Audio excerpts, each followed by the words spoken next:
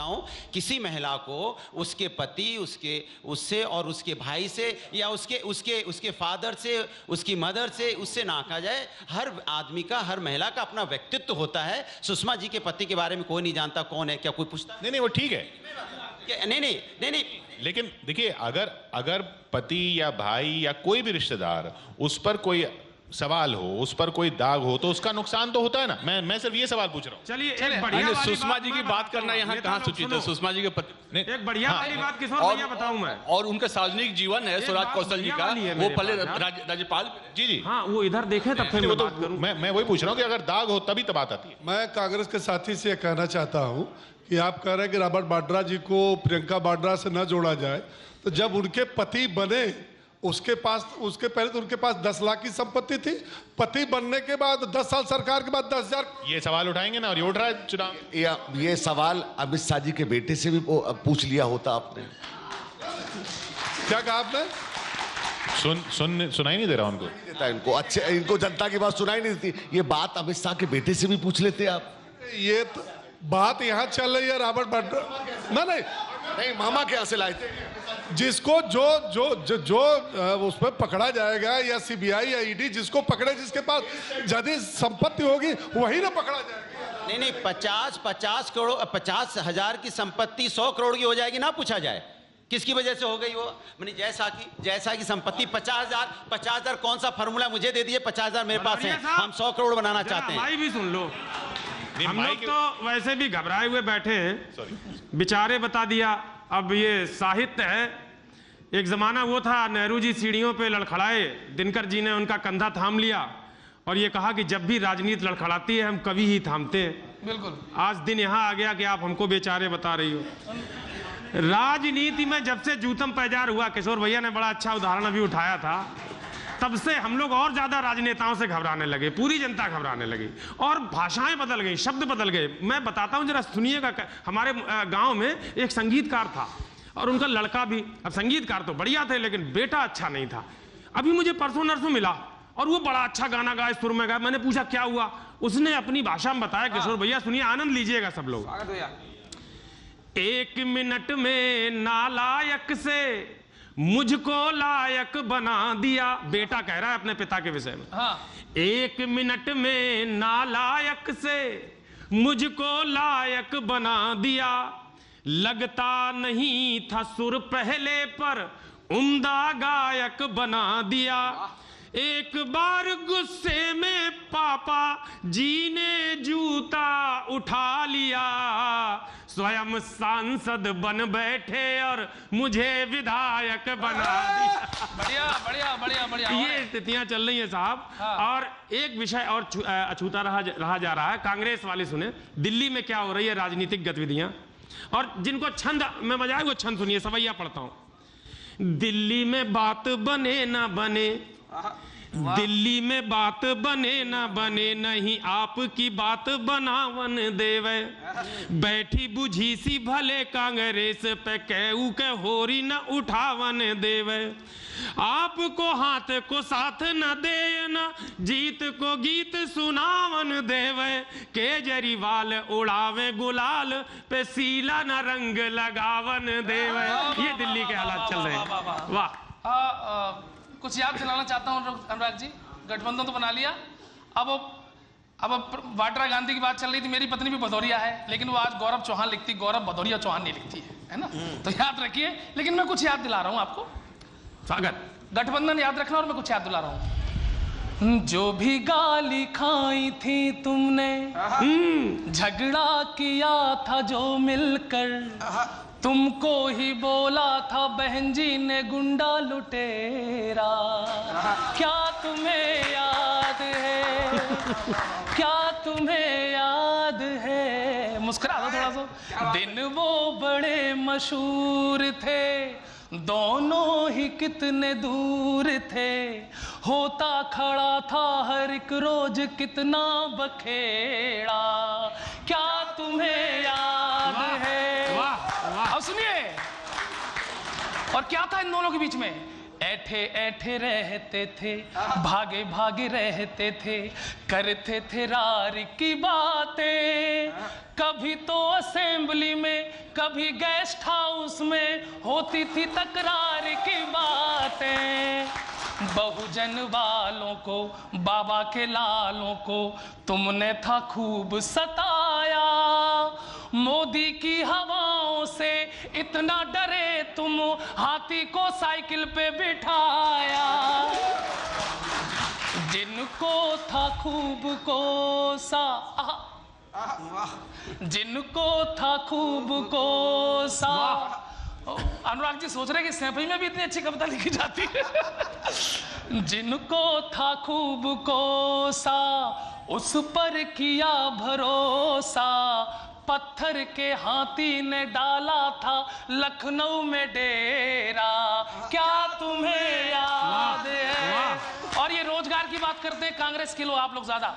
मेरा जन्म 1982 में हुआ था, तब प्रदेश में और देश में कांग्रेस की सरकार थी।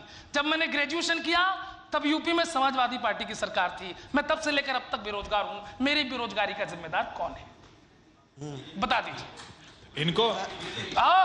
कांग्रेस और समाजवादी पार्टी को योगी जी ने बचा लिया। वो कैसे? हाँ, क्योंकि जवाब देने से पहले हमें कार्यक्रम खत्म करना होगा, क्योंकि सिक्योरिटी आ गई योगी जी की। बहुत बहुत शुक्रिया आप सभी का, बहुत बहुत शुक्रिया। हमारे साथ बीजेपी के तीनों नेता और समाजवादी पार्टी और कांग्रेस के नेता भी थे। मंच पर हमारे साथ पंकज प्रसून थे, सैफई से कवि गौरव चौहान, अजय अंजाम हमारे साथ थे, और मेघ श्याम मेघ। लपेटे में नेताजी के इस संस्करण में इतना ही। कुछ ही देर में योगी जी।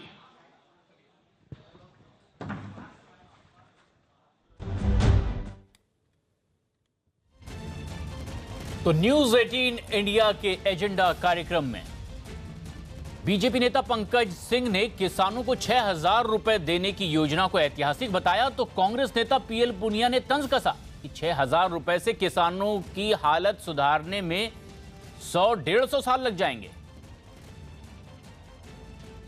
किसानों की बात है, 10 साल तक कांग्रेस की सपा बसपा की मिलीजुली सरकार केंद्र में रही थी, और चुनाव आते हुए उन्होंने एक बार किसानों का कर्ज माफ 70-75 हजार करोड़ का उन्होंने किया था। और भारतीय जनता पार्टी 5 साल के अंदर, और अभी जो हम लोगों ने ये शुरुआत की है किसान सम्मान, प्रधानमंत्री किसान सम्मान निधि, 6,000 रुपए में क्या होता है?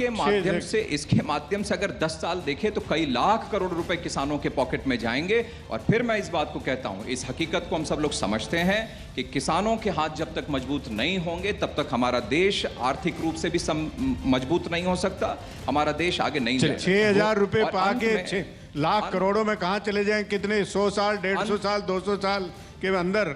तो ये बेवकूफ बनाने की बात है। किसान इसे बेवकूफ नहीं बनेगा। वो तो चुनाव में पता चल जाएगा। कर्ज माफी मध्य प्रदेश में, राजस्थान में और कर्नाटक में वादा करने के बाद भी कांग्रेस के राष्ट्रीय स्तर से क्या हुआ है ये तो देख लीजिए। और उत्तर प्रदेश के अंदर कर्ज माफ किया, 36,000 करोड़ का कर्ज माफ किया है, 1 लाख तक के कर्ज माफ हुआ सब जगह। एक चीज छत्तीसगढ़ में, एक चीज किशोर जी मैं जरूर कहना चाहूंगा, कर्ज माफ सब कुछ देखने के बाद मैंने कहा सर्वे हो रहे हैं, चारों तरफ माहौल है, पूरा देश इस समय ये कह रहा है कि हम सब लोग मोदी जी के साथ खड़े हैं, और सब लोग आज भारतीय जनता पार्टी के राष्ट्रवादी विचारधारा को मान रहे हैं, सब साथ खड़े होने को तैयार हैं। पुनिया जी, जनता भी पूछ रही ना, आप सीटें छोड़ रहे हो, कह रहे हैं हमें नहीं चाहिए, आप लड़ो।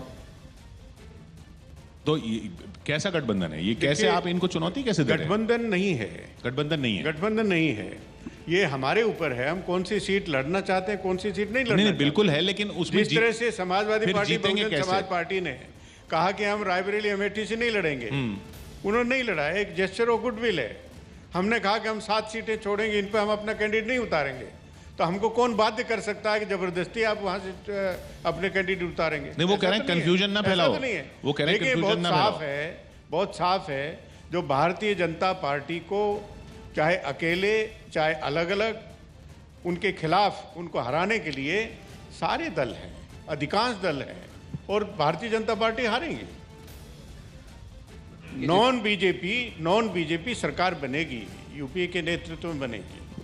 मैंने खलीलाबाद का जिक्र किया, आप भी समझ गए क्यों किया। मैंने कहा ना कि अर्थमेटिक, मैं आऊंगा उस पर। ये अर्थमेटिक भी नहीं समझ पा रहा हूं मैं कि अंक क्या है, और शायद मैं सब मिलाकर जो आपने अभी तक कहा, मैं ये समझ पा रहा हूं कि फाइट तो आपस में सपा बसपा कांग्रेस की है, लेकिन फ्रेंडली फाइट है, जहां तक मैं समझ पा रहा हूं, वो ये आप ये कहना चाह रहे हैं। लेकिन कर्ज माफी की बात कर रहे हैं। कांग्रेस के राष्ट्रीय स्तर से भी जिस तरीके से इस समय अपने वक्तव्य दिए जा रहे हैं, और ये इस हकीकत को समझ नहीं पा रहे हैं। एक चीज़ मैं ज़रूर कहना चाहूँगा कि बहुत सारी चीज़ें मुमकिन हो जाती हैं, लेकिन ये हाथी को गोद में बिठाना, चींटी को नहलाना और कांग्रेस को समझाना, ये बड़ा नामुमकिन सा लगता है इस समय, ऐसा लग रहा है। चलिए, कांग्रेस पार्टी सरकार में आ रही है, कांग्रेस पार्टी सरकार में आएगी, कांग्रेस सरकार बनाएगी, डेफिनेटली बनाएगी। कितनी सीटें आ रही कांग्रेस की? हमारा एजेंडा है किसानों के ऊपर, किसानों के एजेंडे के ऊपर हम तीनों प्रदेश जीते हैं, नौजवानों के एजेंडे पे तीनों प्रदेश जीते हैं। कुछ तो हम ये अंदाजा, जानना चाहेंगे कुछ तो कि अंदाजा बेरोजगारी की इतनी सीटें हमारी आ रही हैं तभी तो हम सरकार बनाएंगे। आपकी तरफ से तो ऐसा कॉन्फिडेंस नजर नहीं आता है। नहीं, हम कहते हैं कि हम सरकार बनाएंगे, ये तो हमने कहा, हमेशा कहा है। और जो एजेंडा है किसानों के लिए, इन्होंने क्या किया? कितनी सीटें? किसानों के लिए एजेंडे पे हम मध्य प्रदेश, राजस्थान, छत्तीसगढ़ जीते हैं। जी बिल्कुल जीते हैं। पूरे देश भर का मूड है वो, वही मूड रिफ्लेक्ट करेगा सब जगह उत्तर प्रदेश। तो आपका भी आंकलन होगा ना। आप चलिए सर्वे नहीं मानते, आप कह रहे हैं आप सरकार बनाएंगे, कुछ तो आंकलन होगा आपकी कितनी सीटें आ रही हैं। नहीं, हमें अच्छी सीटें मिलेंगी, बहुमत मिलेगा और सरकार बनाएंगे। अकेले कांग्रेस को मिल जाएगा बहुमत? क्या अकेले कांग्रेस को बहुमत मिल जाएगा? हाँ, अकेले कांग्रेस बहुमत में आएगी, बिल्कुल आएगी। 272 प्लस क्यों नहीं आएगी? बिल्कुल है। नहीं मतलब आप लड़ी इतनी कम रहे हैं इसलिए पूछ रहा हूं। नहीं, हम कह रहे हैं ना, हम जीतेंगे भाई। बहुत सी जगह प्रदेश ऐसे हैं जहां हम हैं, भारतीय जनता पार्टी नहीं है। कौन सा? आप जगह जगह देख लीजिए। कौन से प्रदेश जहां आप हैं भारतीय जनता पार्टी नहीं है? जी, कौन से प्रदेश ऐसे जहां आप हैं और भारतीय जनता पार्टी नहीं है? जी, केरल है, तमिलनाडु है, वो सब गठबंधन में है। नहीं, गठबंधन भी होता है, क्यों नहीं? वो जो गठबंधन के साथ हम गए तो हम अपना ही मानते हैं। तो यूपीए के आप बता रहे हैं मेजोरिटी, या कांग्रेस पार्टी के अकेले बता रहे हैं? यूपीए के साथ मिलके, यूपीए के गठबंधन के जितने भी लोग होंगे वो साथ मिलके सरकार बनाएंगे। यूपीए है हमारा। जो संत कबीर नगर में हुआ ना, वो फ्रेंडली फाइट नहीं थी, वो जूतम पैजार कहते हैं उसे। वो वहां से किसको टिकट दे रहे हैं? ने टिकट उसी को मिलेगा जो 74 के अंदर रहे, चाहे जूता मारे लेकिन टिकट देंगे। नहीं, इस पर मैंने पहले ही कहा कि इस पर विनेबिलिटी देखी जाती है। जो जीतने योग्य होगा, जो वहां के लोगों की आकांक्षाओं अपेक्षाओं को पूरा कर पाएगा, उसी को भारतीय जनता पार्टी टिकट। पर पंकज, ये लगता नहीं आपको कि कुछ जो भारतीय जनता पार्टी से उम्मीदें थी 1980 से लेकर, कि थोड़ी राजनीति थोड़ी अलग होगी? अब आप भी वही बात कर रहे हैं कि विनेबिलिटी देखेंगे, जाति समीकरण देखेंगे, जूता चलाएगा तब भी अगर जीत सकता होगा तो देंगे, तो थोड़ी निराशा तो होती है ना लोगों को। ठीक है, आप ठीक है, फिर सारे ही एक जैसे हैं। नहीं, देखिए, भारतीय जनता पार्टी का जब उदय हुआ तब भी लोगों की अपेक्षाएं थी। एक विचारधारा को लेकर वह उदय हुआ, राष्ट्रवादी विचारधारा को लेकर यह भारतीय जनता पार्टी चली, अंत्योदय को लेकर भारतीय जनता पार्टी चली, और उसी अपनी विचारधारा पर आज भी चल रही है। जब हम किसानों के अकाउंट में साल का 6,000 रुपया जब जाएगा तो इससे किसान के हाथ मजबूत होंगे। और ये बार बार कहा जाता है कि अपने देश की खुशहाली का रास्ता अगर कहीं से होकर गुजरता है तो इन्हीं गांव गली गलियारों से होकर गुजरता है। इस बात को हम लोग समझते हैं और इसीलिए किसानों के हाथों को मजबूत करने का काम भारतीय जनता पार्टी ने किया। कांग्रेस को जनता तो बाद में पूछेगी, बाकी दल ही नहीं पूछ रहे हैं यूपी में। बाकी दल ही, आप 7 सीटें छोड़ते हैं, वो कहते हैं कि हमें नहीं चाहिए, आप खड़े कर लो यहां पर भी। ये इस तरह के गठबंधन से कैसे इनका मुकाबला करेंगे? देखिए, आप उत्तर प्रदेश की बात कर रहे हैं, तो यहाँ पर कांग्रेस का गठबंधन हुआ नहीं हुआ। समाजवादी पार्टी, बहुजन समाज पार्टी ने अपना आपस में गठबंधन किया, सीट शेयरिंग की और ये कहा कि कांग्रेस पार्टी के लिए 2 सीटें हम अपने कैंडिडेट नहीं फील्ड करेंगे। और कांग्रेस पार्टी ने अपनी पूरी समीक्षा करके, अध्ययन करके और कैंडिडेट्स को उतारना शुरू किया है और निर्णय लिया है कि सारी की सारी 80 सीटों पे हम चुनाव लड़ेंगे। ये बहुत पूरी तरह से स्पष्ट है कि कांग्रेस पार्टी की लड़ाई उस विचारधारा से जिसका प्रतिनिधित्व भारतीय जनता पार्टी करती है, और यहाँ पर समाजवादी पार्टी और बहुजन समाज पार्टी, उनका भी यही उद्देश्य है, यही लक्ष्य है। तो आप दोनों अलग अलग लड़ रहे हैं, वही तो मैं कह रहा हूं, कैसे मुकाबला करेंगे? वोट बढ़ जाते हैं ना। देखिए, 2009 को आप देखिए, 2009 में हम अलग लड़े थे। बहुजन समाज पार्टी समाजवादी पार्टी, उनके साथ हमारा समझौता नहीं था।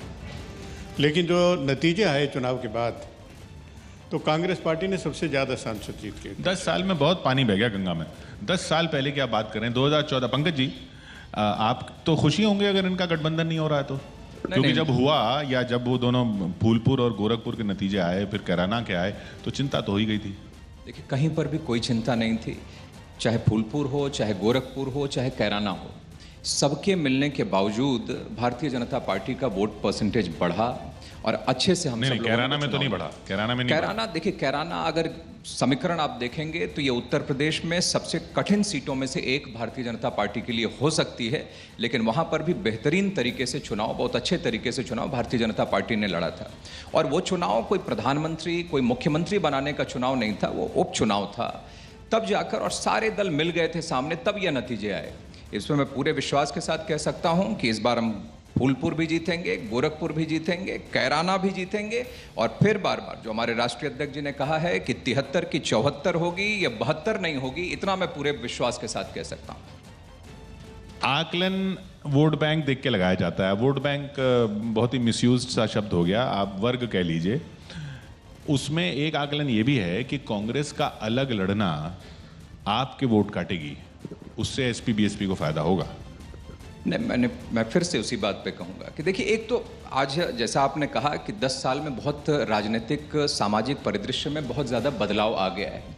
राजनीति कैसे होनी चाहिए, पहले की बातों में आज की बातें में आज का नौजवान अब नए तरीके से अपना एजेंडा सेट करता है। देश अपना एजेंडा नए तरीके से, मतलब जाति पे वोट नहीं करता, जाति पर बिल्कुल इस बार वोट नहीं होना है। राष्ट्रीयता के लिए, राष्ट्रवाद के लिए और विकास के लिए इस बार वोट होना है। और जब इन सब चीजों की, जब राष्ट्रवाद की, देश की सुरक्षा की बात होती है, आप जाति नहीं देखते कैंडिडेट लेते वक्त? देखिए, जातीय उसमें विनेबिलिटी देखी जाती है, विनेबिलिटी देखी जाती है। राजनीति में है, हम सब लोग सरकार बनाने के लिए, सरकार बनाएंगे तो समाज की सेवा की जा सकती है, ये माध्यम लेकर हम सब लोगों चले हैं, इतना मैं कह सकता हूं।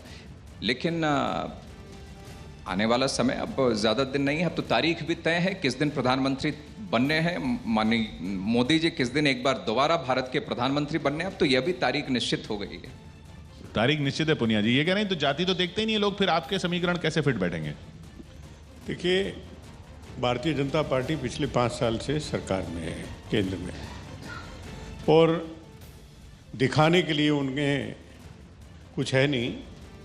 जो 2014 में वादे किए थे, वो कौन से वादे पूरे किए, ये सवाल जनता पूछ रही है। और उसका जवाब देने के बजाय यही सवाल पूछ रहे हैं, एक राष्ट्रवाद और उसकी बात कर रहे हैं। लेकिन कभी जनता जो सवाल पूछ रही है निरंतर, कि 2014 में वादे किए थे, मैं उसको दोहराना नहीं चाहता, लंबा समय लगेगा, लेकिन उसके बारे में क्यों नहीं चर्चा करते, उसके बारे में क्यों नहीं जवाब देते? सरकार में आने के बाद प्रधानमंत्री जी ने कहा था कि 5 साल के बाद मैं रिपोर्ट कार्ड लूँगा। रिपोर्ट कार्ड वही होता है जो वादे आपने किए उसको कितना पूरा किया। और एजेंडा की बात है, एजेंडा तो किसानों के लिए आपने क्या किया, किसानों के लिए हमारा क्या दृष्टिकोण है, वो गिना देंगे योजनाएं, आप पूछेंगे तो वो योजनाएं गिना देंगे, वो कह देंगे अभी 2000 रुपए पहुंचे हैं। किसान आत्महत्या कर रहा है, किसान का कर्ज माफ आपने कहा कि हम नहीं करेंगे, हमारी नीति नहीं है, और जनता ने मुंह दिखाया। आप उत्तर प्रदेश की बात करें कि कैराना और फूलपुर और गोरखपुर की बात कर रहे हैं, लेकिन छत्तीसगढ़, मध्य प्रदेश, राजस्थान को भी देख लीजिए, एक जनता का मूड है पूरे देश भर में। वहां तो वोट परसेंटेज, वो कहेंगे ना मध्य प्रदेश में वोट परसेंटेज बढ़ गया, वो तो कह दिया उन्होंने शुरू में। वोट परसेंटेज बढ़ने के बाद भी अगर हारते रहिए तो हमें कोई एतराज नहीं है, आप हारते रहिए। और इसी तरह से देश का चुनाव होगा, लोकसभा का चुनाव होगा, वो आपको नजर आ जाएगा। नहीं, एक पॉइंट जो आप कह रहे हैं ना कि राष्ट्रवाद का मुद्दा इसलिए उछाला जा रहा है, ये आलोचना बार बार हो रही है कि राष्ट्रवाद का मुद्दा इसलिए उछाला जा रहा है क्योंकि जो वादे किए थे उन पर जवाब देने के लिए है नहीं, वो रोजगार पे जवाब देने के लिए है नहीं, या उससे ध्यान भटकाना चाहते हैं आप? देखिए, जहां तक रही रिपोर्ट कार्ड देने की बात, तो ये शायद पहली बार ये जी, और वो जल्द ही हमारे बीच में होंगे, उनसे बातचीत होगी, और इस सत्र में उत्तर प्रदेश की राजनीति पर भी चर्चा होगी, देश की राजनीति पर भी चर्चा होगी।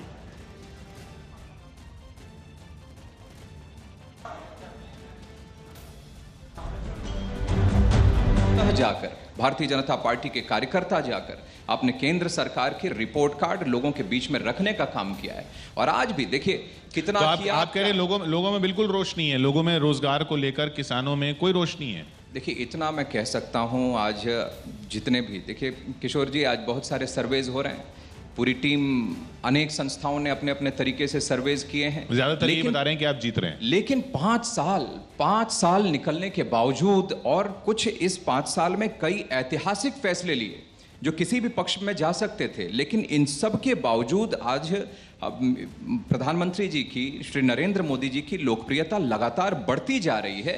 तो इसका मतलब कुछ ना कुछ तो होगा, लोगों ने विश्वास अपना व्यक्त किया होगा, लोगों को उम्मीद होगी, अपेक्षाएं होंगी, और वह सब ऐसे नहीं बनती हैं। बहुत त्याग, तपस्या और परिश्रम और अपने व्यवहार, अपनी विचारधारा, इन सब चीज़ों को मिलाकर तब जाकर ये स्थिति बनती है। और मैं पूरे विश्वास और पूरे उत्साह के साथ मैं कह सकता हूं कि श्री नरेंद्र मोदी जी के नेतृत्व में हमारी भारतीय जनता मुख्यमंत्री जी वो हस्ती हैं जिनके बिना यूपी और देश की राजनीति दोनों ही अधूरी है।